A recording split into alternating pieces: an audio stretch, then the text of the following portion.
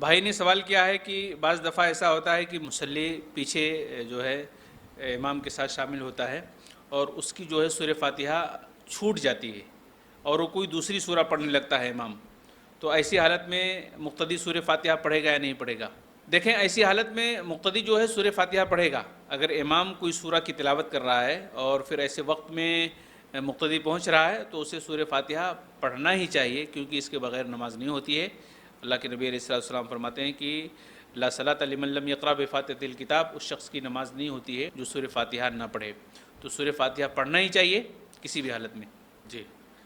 دیکھیں، بھائی نے بہت اچھا سوال کیا ہے کہ بعض جگہ جو ہے ظہر کی نماز 3:15 یا اسی طریقے سے جمعہ کی نماز 3:15 3:30 بجے ہوتی ہے، تو اس طرح سے جو ہے ان کے یہاں نماز پڑھنے کا کیا حکم ہے اور اس کا کیا معاملہ ہے؟ دیکھیں،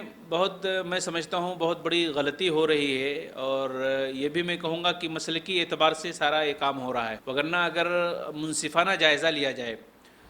یعنی مسلک کی بنیادوں سے ہٹ کر کے اگر ہم دیکھیں گے تو ظہر کی نماز کا وقت تقریباً 3:15 3:30 بجے تک ختم ہو جاتا ہے،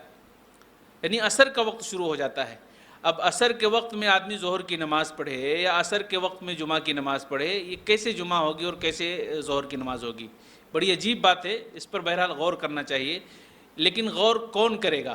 جب ان کی بنیاد ہی پورا اسی پر چل رہی ہے، ساری بنیادیں اسی پر ٹکی ہوئی ہیں۔ مسلکی اعتبار سے، یا اگر میں کھل کے کہوں تقلیدی اعتبار سے، تو پھر کیسے یہ مسئلہ حل ہو سکتا ہے؟ 3:30 بجے تو ظہر کا وقت باقی ہی نہیں رہتا ہے، 3:30 بجے تقریباً عصر کا وقت شروع ہو جاتا ہے، اور کتاب و سنت کی روشنی کی بات میں کر رہا ہوں، کسی مسلک کی بات نہیں کر رہا ہوں۔ کتاب و سنت کے اعتبار سے اگر کوئی شخص 3:30 بجے جو ہے ظہر کی نماز پڑھے یا جمعہ کی نماز پڑھے تو اس کی ظہر کی نماز بھی نہیں ہوگی، اس کی جمعہ کی نماز بھی نہیں ہوگی۔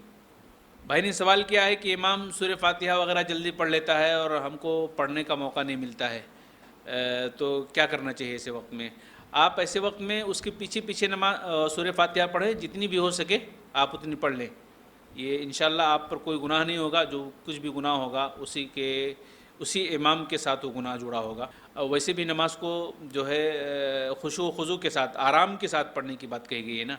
اگر کوئی امام جلدی نماز پڑھاتا ہے تو یہ اس کی غلطی ہے،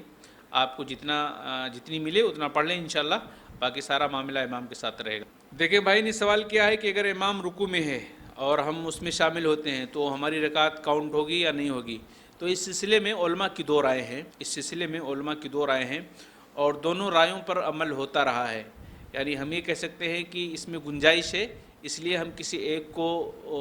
ہی کرنا ہے، ایک ہی پر عمل کرنا ہے، ایسا ہم نہیں کہہ سکتے۔ یعنی یہ ہے کہ اگر کسی کو جو ہے رکوع مل جاتی ہے تو بہتر یہ ہے کہ وہ اس کو شمار نہ کرے، اس کو رکعت شمار نہ کرے، کیونکہ اس کا سورہ فاتحہ چھوٹا ہے، اس کا قیام چھوٹا ہے، تو دو رکن چھوٹ جا رہے ہیں نماز کے، تو اس کو جو ہے دوہرا لینا چاہیے۔ اسی میں خیر ہے، اسی میں بھلائی ہے، اور اسی میں اطمینان ہے۔ لیکن اگر کوئی شخص نہیں دہراتا ہے، اس کو رکعت مان لیتا ہے، اس کو رکعت کاؤنٹ کر لیتا ہے، تو آپ اس سے جھگڑ بھی نہیں سکتے ہیں، آپ اس پر تنقید بھی نہیں کر سکتے ہیں کہ تو نے ایسا کیوں کیا، تیری رکعت نہیں مانی جائے گی وغیرہ وغیرہ۔ اس لیے آپ نہیں کر سکتے ہیں کہ اس پر بھی بہت سارے لوگوں کا عمل ہے۔ عمل کیوں ہے؟ ایک حدیث ہے، اس کو سمجھنے میں اس طرح سے دو رائے ہو گئی ہیں، اور یہ زمانے سے ظاہر بات ہے، اس کو ختم نہیں کیا جا سکتا ہے۔ ایک حدیث ہے، اس کے سمجھنے میں الگ الگ دو رائے ہو گئی ہیں، کیونکہ اس حدیث میں دونوں رائے نکلتی ہیں۔ اس لیے بہتر یہ ہے کہ بہرحال اس کو کاؤنٹ نہ کیا جائے، شمار نہ کیا جائے رکعت، لیکن اگر کوئی شمار کرتا ہے تو اس پر تنقید بھی نہیں کرنا ہے۔ بھائی نے سوال کیا ہے کہ جمعہ کی تعداد رکعتوں کی کتنی ہے؟ دیکھیں، جمعہ 2 رکعت نماز فرض ہے امام کے ساتھ میں، یہ تو بہت مشہور ہے، ہم سب جانتے ہیں، لیکن اگر امام کے ممبر پر چڑھنے سے پہلے جو خطبہ دیتے ہیں نا، وہ چڑھنے سے پہلے اگر آپ مسجد میں پہنچ رہے ہیں تو جتنی چاہیں آپ رکعتیں پڑھ سکتے ہیں۔ خطیب کے ممبر پر خطبہ دینے سے پہلے، اگر یعنی چڑھنے سے پہلے، ممبر پر چڑھنے سے پہلے آپ اگر مسجد میں پہنچتے ہیں تو جتنی چاہیں آپ رکعتیں پڑھ سکتے ہیں، 2 4 6 8 10 12، جتنی اللہ آپ کو توفیق دے، ٹھیک ہے، کوئی لمٹ نہیں ہے، کوئی تعداد اس کی نہیں ہے۔ لیکن اگر امام ممبر پر چڑھ گیا ہے،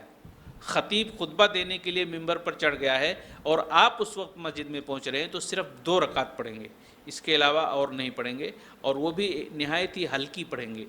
مختصر پڑھیں گے، ٹھیک ہے۔ تو یہ ہو گیا۔ اور جمعہ کی نماز کے بعد آپ 2 رکعت بھی پڑھ سکتے ہیں، 4 رکعت بھی پڑھ سکتے ہیں، 6 رکعت بھی پڑھ سکتے ہیں، 6 تک ہے، 6 سے آگے نہیں پڑھ سکتے آپ۔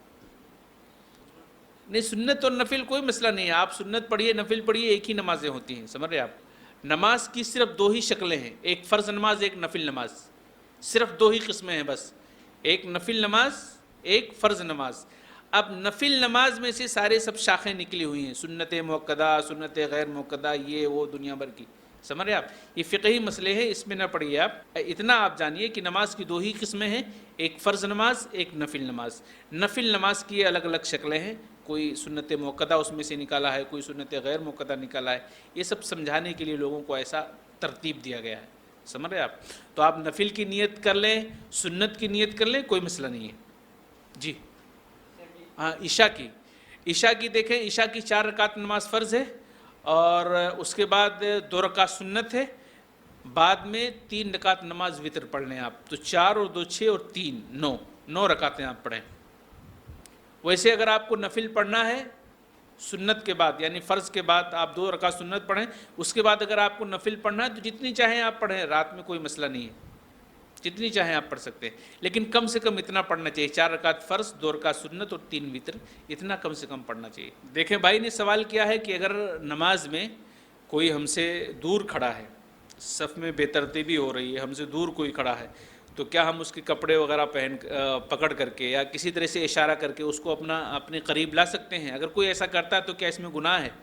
دیکھیں اس کا جواب یہ ہے کہ شروع میں اگر وہ ایسا کر رہا ہے تو آپ تو اپنی زبان سے اس کو بول دیں گے کہ بھائی اور کنارے کھڑے ہو جاؤ، اچھے سے کھڑے ہو جاؤ، لیکن اگر کوئی بیچ میں آ کر کے کھڑا ہوتا ہے تو، یعنی بعد میں آ کر کے کھڑا ہوتا ہے، تو اس کو آپ کچھ بھی مت کہیں، آپ اس کو کچھ بھی مت کہیں،